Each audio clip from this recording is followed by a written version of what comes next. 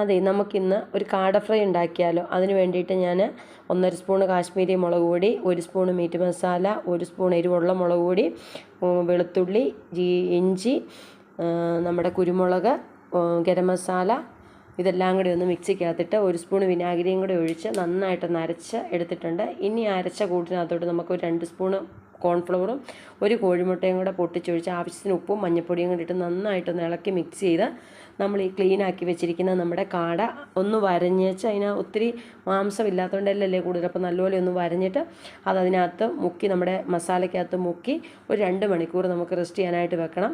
Rest ചെയ്യാനായിട്ട് 2 മണിക്കൂർ വെച്ചതിന് ശേഷം നമുക്ക് ഇഷ്ടമുള്ള ഓയിൽ ഏതാണോ, നമ്മുടെ സൺഫ്ലവർ ഓയിലോ വെളിച്ചെണ്ണ ഏതാണെങ്കിലും അതിനകത്തിട്ട് നമുക്ക് നല്ലപോലെ എണ്ണ ചൂടായി കഴിയുമ്പോൾ ഒരു മീഡിയം ഫ്ലെയിമിൽ വെച്ചിട്ട് നമുക്ക് വറുത്ത് കോരിയെടുക്കാം.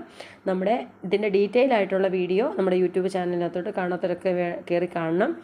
അപ്പോൾ അങ്ങനെ നമ്മുടെ കാട തിരിച്ചു മറിച്ച് വിട്ട് നല്ല സൂപ്പർ 65 പോലത്തെ ഫ്രൈ ആക്കിയിട്ടുണ്ട്. അപ്പോൾ നമുക്കിനി വറുത്ത് കോരിയെടുക്കാം. അപ്പം കാട ഫ്രൈ ഇങ്ങനെ ചെയ്തിട്ടില്ലാത്തവരൊക്കെ ഒന്ന് ചെയ്ത് നോക്കണം. നല്ല സൂപ്പർ ടേസ്റ്റാണ്. പിന്നെ പിള്ളേർക്ക് കാട കൊടുത്തു കഴിഞ്ഞാൽ നല്ലൊരു ഔഷധ ഗുണം കൂടെ ഉള്ളൊരു ആണ് കാട.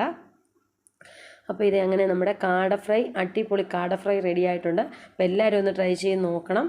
നമ്മുടെ ഇന്നത്തെ വീഡിയോ ഇത്രയേ ഉള്ളൂ. അപ്പോൾ വീണ്ടും നല്ലൊരു വീഡിയോ ആയിട്ട് നാളെ കാണാം. അതുവരെ tata bye bye, see U.